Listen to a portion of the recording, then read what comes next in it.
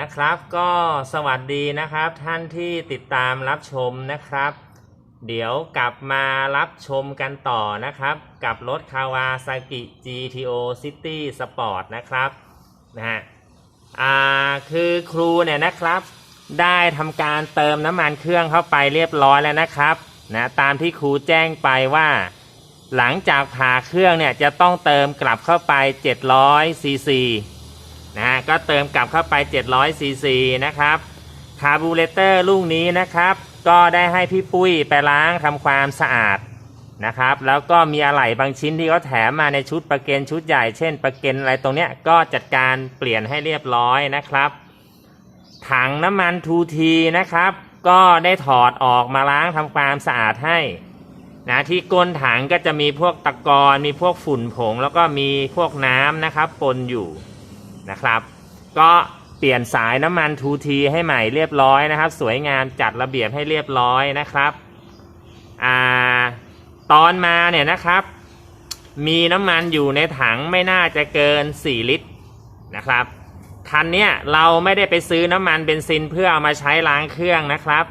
เราใช้น้ำมันเบนซินที่อยู่ในรถของเขาโดยให้พี่ปุ้ยเนี่ยได้ไลน์หรือโทรไปแจ้งว่าขอใช้น้ำมันเบนซินที่อยู่ในรถเอามาล้างชิ้นส่วนนะครับแล้วก็พอถึงตอนที่จะทำการติดเครื่องเนี่ยนะครับก็ได้ตรวจสอบแล้วเนี่ยก็มีน้ำมันเบนซินเหลืออยู่ประมาณ1ลิตรแล้ววันเนี้ยครูก็ได้ให้พี่ปุ้ยเนี่ยไปซื้อมาใหม่อีก100บาทลิตรละ35บาทกว่าก็ได้ประมาณรวมกันแล้วนะครับได้ประมาณสักจะเกือบ4ลิตรนะครับทีนี้จะเกือบ4ลิตรเนี่ยนะครับครูเนี่ยก็ตวงใส่แกลลอนนั้นเนี่ยมาแค่3ลิตรนะครับแต่เดี๋ยวต้องคืนให้เขาหมดอยู่แล้วนะครับ3ลิตรแล้วเวลาเราจะทำการไล่ลมหรือตั้งปั๊ม 2T เนี่ยนะครับเราก็จะต้องทำการผสม 2T เนี่ยลงไปในถังนะครับด้วยอัตราส่วน25:1อันนี้คือเป็น 2T เกรดมาตรฐานทั่วๆไปนะครับอันนี้ของครูใช้สเตท 2T ตัวนี้นะครับเพราะฉะนั้นน้ำมัน 2T เนี่ยที่ครูถ่ายจากถังเก่าเขามาเนี่ยนะครับสีจะออกเป็นน้ำเงินเข้มๆหรือเขียวเข้มๆคืออยู่ในถังนี้ส่วนน้ำมัน 2T ที่ครูเติมเข้าไปใหม่สเตทเนี่ยก็คือครูเติมลงไปหมดเลยนะครับคือ1ลิตรอย่าเพิ่งงงนะครับแล้วน้ำมันเบนซินที่ครูจะเติมลงไปในถังเนี่ยตอนไล่ลมกับตั้งปั๊ม 2T เนี่ยครูใช้แค่3ลิตรดังนั้นครูก็เลยจะต้องเอา 2T เนี่ยนะครับผสมลงไปในถังหรือในแกลลอนเนี่ย120ซีซีก็คือคิดง่ายๆเบนซิน1ลิตรผสม 2T ลงไป40ซีซีพอเอาทั้ง2อย่างเอาเบนซินกับ 2T ผสมกันเสร็จเรียบร้อยนะครับครูก็เขย่าแล้วก็เทน้ำมันลงไปในถังแล้วตามที่แจ้งไปว่าคันเนี้ยถังน้ำมันมันซึมนะครับตามตะเข็บแล้วก็น่าจะมีรั่วเป็นตามดอยู่ที่ด้านล่างนะครับพอครูเติมน้ำมันเบนซินที่ผสม 2T ลงไปเสร็จเรียบร้อยนะครับเดี๋ยวเราจะทำการติดเครื่องและไล่ลมนะครับคันนี้นะครับก็ได้ให้พี่ปุ้ยนะครับซื้อตัวไส้กรองน้ำมันเบนซินเนี่ยนะครับมาใช้ดักฝุ่นผงอีกขั้นหนึ่งก่อนที่จะจ่ายเข้าคาร์บูเรเตอร์ครูก็ติดตั้งให้เป็นระเบียบเรียบร้อยสวยงามนะครับแต่เดี๋ยวเวลาใช้ไปมันจะมีไอลมร้อนมาโดนตรงเนี้ยตรงนี้มันจะบวมมันบิดเบี้ยวอะไรนี่ก็ไม่ได้เกี่ยวกับครูแล้วนะครับเพราะว่ามันขึ้นอยู่กับการใช้ส่วนท่านจะหาฉนวนหาอะไรมาหุ้มอันนั้นก็เรื่องของท่านนะครับอันนี้ไม่ได้ติดตั้งผิดนะครับมันจะมีลูกศรชี้ลงข้างล่างแล้วมีภาษาอังกฤษเขียนคำว่า flow นะครับ flow แปลว่าไหลจากถังผ่านก๊อกมานี่นะครับเวลาครูติดตั้งเนี่ยครูก็เอาด้านที่เป็นลูกศรเนี่ยให้เขาเห็นนะครับว่าติดตั้งให้ถูกต้องน้ำมันก็จะไหลเข้าไปที่คาร์บูเรเตอร์โอเคนะครับมีน้ำมัน 2T อยู่ในถัง1ลิตรแล้วนะครับอันนี้ถังนี้มันจุ 1.5 ลิตรแต่ครูใส่เข้าไป1ลิตร แล้วมีน้ำมันเบนซินอยู่ในถังน้ำมันนะครับ3 ลิตรครูผสมทูทีลงไป120 ซีซีขั้นแรกเลยนะครับที่เราจะต้องทำก็คือการไล่ลมแรงดันต่ำนะการไล่ลมแรงดันต่ำในเครื่องยนต์ตัวนี้นะครับหรือในปั๊มทูทีตัวนี้นะครับก็คือว่ามันจะมีสกรูนะครับเบอร์8อยู่ตรงนี้นี่นะตรงที่นิ้วครูชี้ท่านอาจจะไม่เห็นแต่ไม่เป็นไรหรอกนะครับนี่ฮะให้เราใช้ประแจนะครับหรือใช้ไขควงปากแบนก็แล้วแต่นะครับให้เราทำการคลายสกรูตัวนี้ออกเราจะคลายแค่บางส่วนหรือจะคลายทั้งหมดก็ได้น้ำมันทูทีที่อยู่ในถังที่เราเติมเข้าไปมันก็จะไหลตามวงจรนะครับแล้วก็เข้าไปดันอากาศที่อยู่ในเนี้ยจนกระทั่งมีน้ำมันไหลออกตรงนี้นะครับซึ่งแน่นอนมันจะต้องมีการสูญเสียน้ำมันทูทีไปบางส่วนแล้วตรงจุดตรงเนี้ยที่เราล้างทำความสะอาดไว้เนี่ยก็อาจจะสกปรกหรือเลอะเทอะบ้างอันนี้ท่านเจ้าของไม่ต้องตกใจนะครับอาจจะมีน้ำมันที่เราไม่สามารถเช็ดทุกซอกทุกมุมได้นะครับปั๊มทูทีตัวนี้นะครับผ่านการซ่อมมานะครับน็อตข้างบนข้างล่างหัวเยินหมดแล้วนะครับซึ่งการทำเครื่องครั้งเนี้ยครูไม่ได้ไปยุ่งอะไรกับปั๊มทูทีเขานะครับนะไม่ได้ไปถอดไปแกะวันนั้นถ้าเกิดปั๊มทูทีมีการรั่วซึมนี้ไม่เกี่ยวกับครูนะครับนะฮะพอเราทำการไล่ลมแรงดันต่ำเสร็จปุ๊บนะครับขั้นตอนต่อไปก็คือการไล่ลมแรงดันสูงซึ่งแน่นอนการไล่ลมแรงดันสูงเนี่ยมันจะต้องมีการสตาร์ทเครื่องแล้วให้เครื่องยนต์เนี่ยไปขับปั๊มทูทีให้มันทำงานพอเครื่องยนต์ไปขับปั๊มทูทีทำงานปั๊มทูทีก็จะดันน้ำมันออกตามท่อนี้นี่นะซึ่งมันจะต้องใช้เวลานานเห็นไหมท่อมันยาวเกือบคืบหนึ่งเพราะฉะนั้นในการไล่ลมแรงดันสูงเนี่ยเขาไม่ได้ให้บิดคันเร่งนะครับคือเขาให้ปล่อยเครื่องยนต์เนี่ยอยู่ในรอบเดินเบาแล้วเราก็จะเอามือของเราเนี่ยมาเร่งปั๊มทูทีให้มันทำงานสูงสุดแทน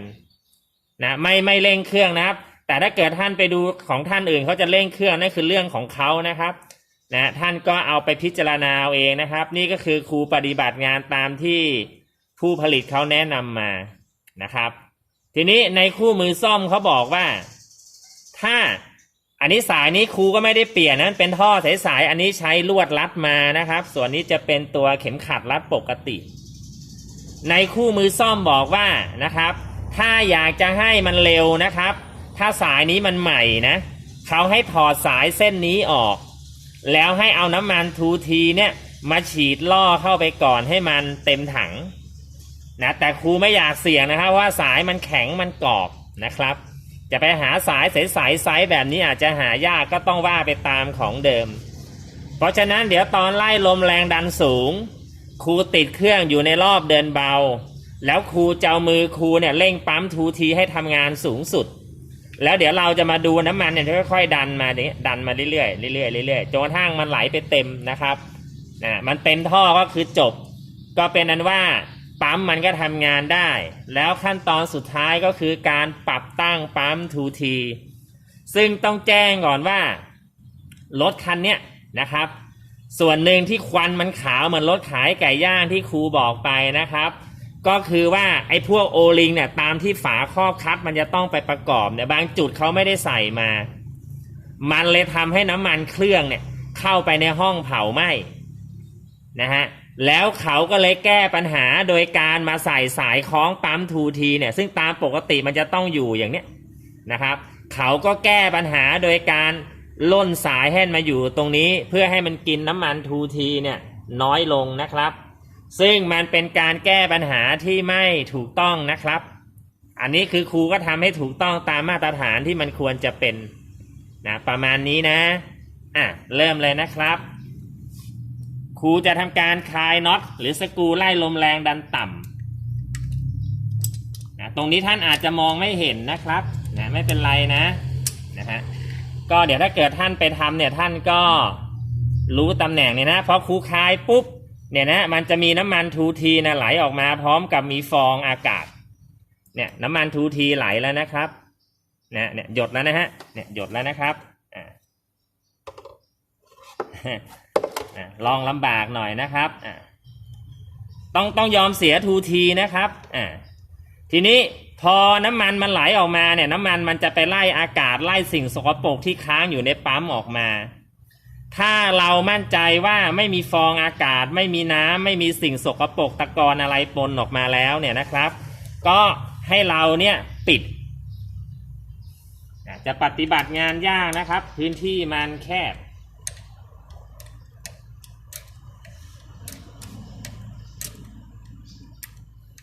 ส่วนทูทีที่มันเยิ้มออกมานะครับเดี๋ยวก่อนส่งงานครูก็ต้องเช็ดเอาลมเป่านะครับนะฮะ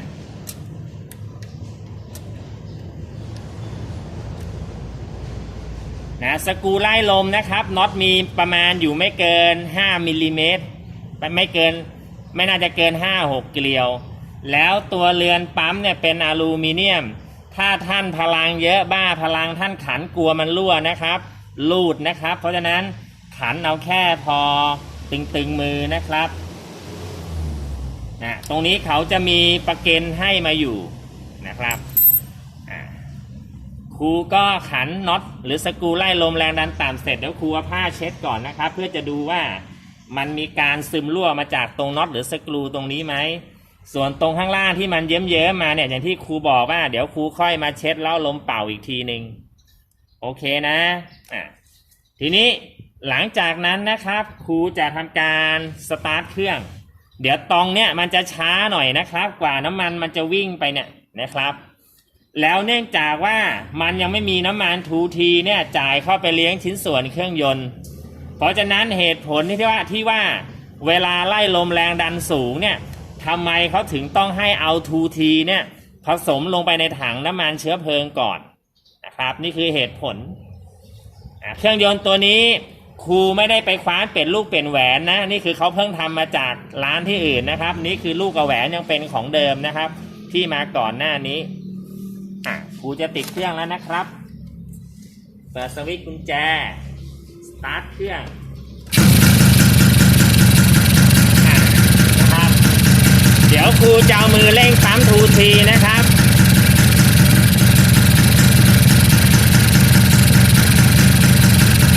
เนี่ยนะมาแล้วนะครับนี่จ่ายมาแล้วครับนี่ฮะมาแล้วนี่มาแล้วครับนี่มาแล้วฮะมีฟองอากาศมาด้วยเหมือนกันนี่นะมานี่แล้วครับนี่ละยังมีฟองอากาศปนมาอยู่ด้วยนะนี่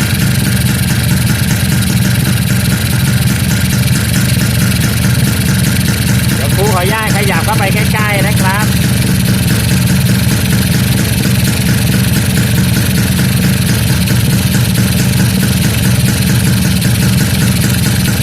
ตอนนี้ทูทีมาถึงตรงนี้แล้วนะครับนี่มานี่แล้วนะครับ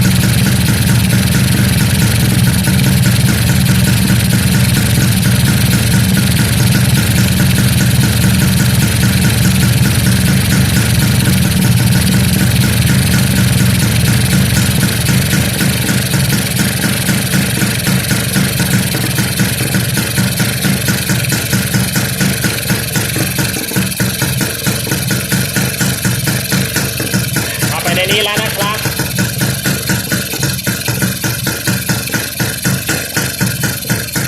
โอ้ตรงนี้ละนะครับ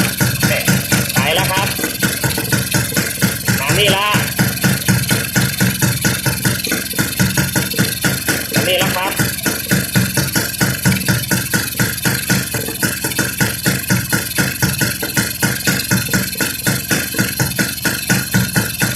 มาถึงตรงนี้แล้วนะครับนี่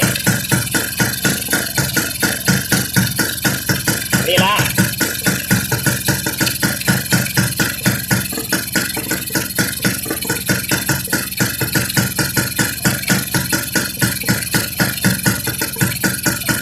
จ่ายเข้าไปในท่อเรียบร้อยแล้วนะครับโอเค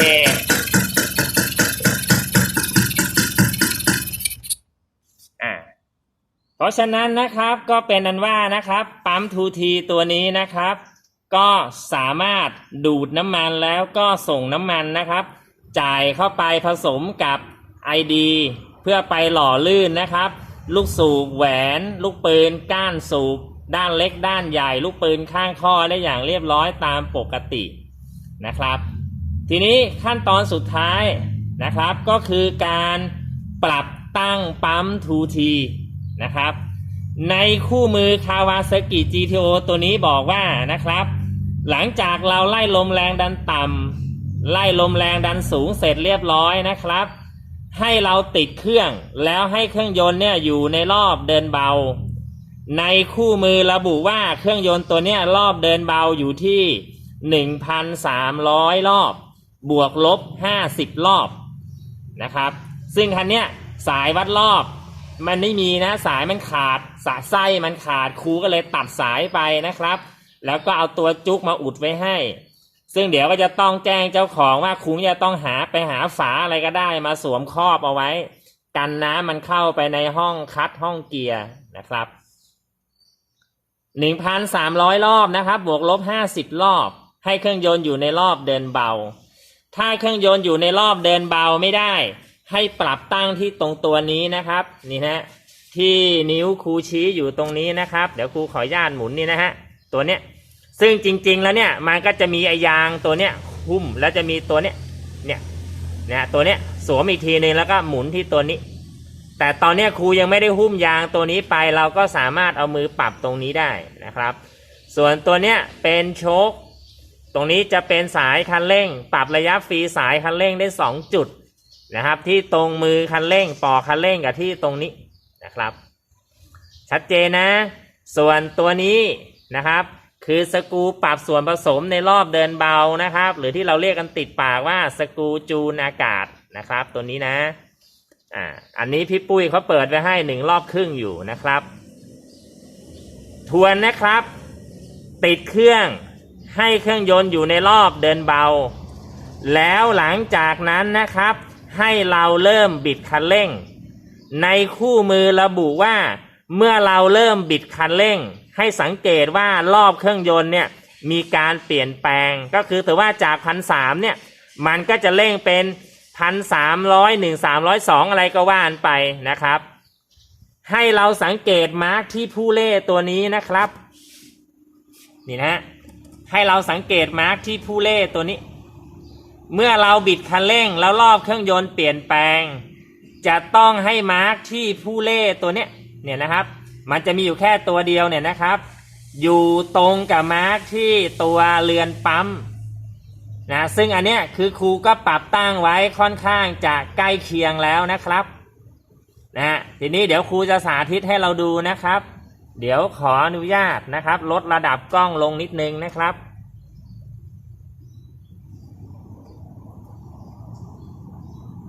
อย่าเพิ่งเวียนหัวนะคือครูก็จะให้เราเห็นได้ชัดเจนนะครับ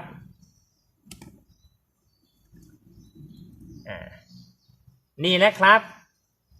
เดี๋ยวครูใช้ปลายใบเลื่อยนี้นะฮะตัวผู้เล่เนี่ยผู้เล่ปั๊มตัวเนี้ยนะครับจะมีม้าขีดท่านสังเกตเห็นไหมครับ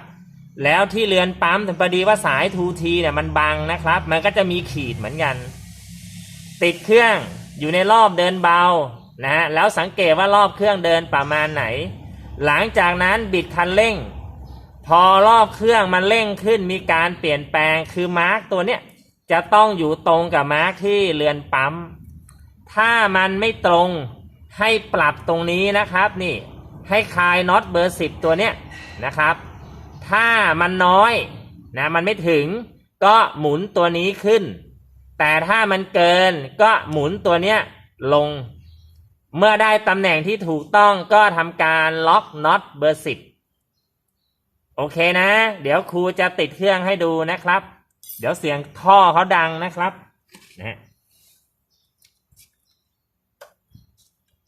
นะครับไม่รู้ว่าคันสตาร์ทครูจะโดนกล้องหรือเปล่านะครับตอนนี้เครื่องยนต์เดินเบาอยู่ประมาณนี้นะเดี๋ยวครูจะเริ่มขยับคันเร่งท่านดูนะครับ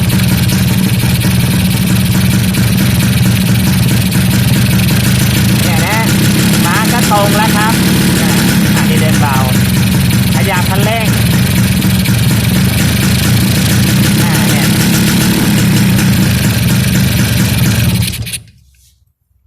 เพราะฉะนั้นนะครับที่ครูพูดไปก่อนหน้านี้ว่าของเก่าเนี่ยนะครับ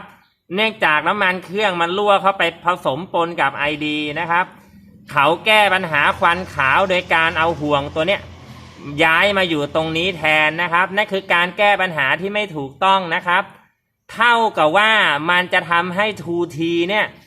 จ่ายน้ำมันน้อยลงนะครับนะฮะท่านบิดไปตั้งเยอะรอบเครื่องมันสูงแต่ 2T มันจ่ายน้อยลงนะก็คงจะได้ความรู้นะครับนะไปในระดับหนึ่งนะครับเดี๋ยวครูขออนุญาตปรับหน้าจอให้มันเป็นอย่างเก่านะครับนะเพราะฉะนั้นนะครับรถคันนี้นะครับก็คงจะมีอยู่ประมาณนี้นะครับนะครูก็เก็บอะไรต่างๆให้เรียบร้อยสวยงามนะครับท่อน้ำมันที่จากถังมาที่ปั๊มก็เปลี่ยนนะท่อหายใจท่อระบายนี้ก็เปลี่ยนให้นะครับใส่กรองน้ำมันเบนซินนะครับดักขี้ผงที่อยู่ในถังให้แล้วก็รถคันนี้นะครับนะเขาก็ใส่ยางนอกล้อหน้ามาผิดทิศทางการหมุนนะครับอันนี้ท่านเห็นชัดเจนนะครับใส่มาผิดนะครับทีนี้ถ้าเกิดว่าครูเนี่ยนะครับจะถอดยางมากลับทิศทางให้ก็กังวลว่าเดี๋ยวพอถอดมาเนี่ยไอ้ตรงจุ๊บเติมลมเนี่ยที่มันเก่าเนี่ยมันอาจจะผุพังเนี่ยนะครับนะฮะแล้วเดี๋ยวมันอาจจะเกิดการรั่วตรงจุ๊บมันก็จะกลายเป็นประเด็นว่าไปถอดยางของเขาแล้วเนี่ยแล้วยางในของเขารั่วนะฮะส่วนโชคนี่ก็เป็นตามดรั่วนะครับเจ้าของก็ว่าจะให้ซ่อมแซมเปลี่ยนแก้ไขอยู่นะครับแต่เดี๋ยวครูขอทำไว้แค่นี้ก่อนนะครับถ้าจะมีทำอะไรยังไงนะครับเพิ่มเติมนะครับเดี๋ยวครูมาทำคลิปให้ดูใหม่นะก็สำหรับ Kawasaki GTO City Sport นะครับก็คงจะมีอยู่ประมาณนี้นะครับนะขอขอบคุณท่านนะครับที่ติดตามรับชมคลิปนี้จนจบนะกับเครื่อง2จังหวะระบบบรรจุ ID แบบ Rotary Disc Valve ขอบคุณมากครับสวัสดีครับเดี๋ยวนิดนึงนะครับเดี๋ยวลืมไปนะฮะไอ้ตรงสกรูเช็คน้ำมันเนี่ยนะครับเดี๋ยวครูถอดให้ดูนะครับว่าที่เติมเป็น700นะครับตอนนี้ครูได้ติดเครื่องไปแล้วนะครับเดี๋ยวเรามาดูซิว่ามันไหลไหมแต่อย่าลืมนะว่ารถคันนี้ขาตั้งเขาไม่ได้เป็นไปตามปกติขาตั้งมันเก่ามันอาจจะเอียงผิดตำแหน่งไปบ้างนะครับ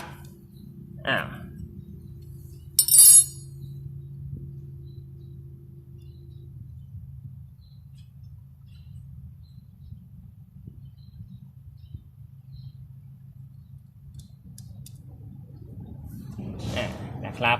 ก็ยังมีไหลออกมาบ้างเพราะว่าอย่างที่ครูบอกนะครับว่านะฮะพื้นตรงนี้มันได้ระดับอยู่แต่ว่าขาตั้งเขามันไม่เป็นไปตามมาตรฐานพี่ปุ้ยลองเอียงไปฝั่งนู้นหน่อยได้ครับพวกบูทขาตั้งอะไรต่างๆนะฮะมันคงสึกเอียงไปหน่อยนึงเดี๋ยวผมจะลองเดี๋ยวครูจะลองหาอะไรมาลองขัดดูนะปล่อยมาได้ครับปล่อยมาได้ครับ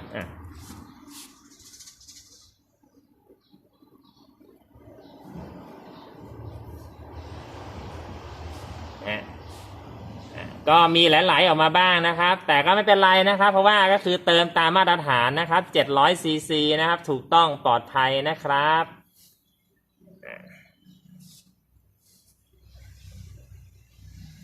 โอเคนะครับ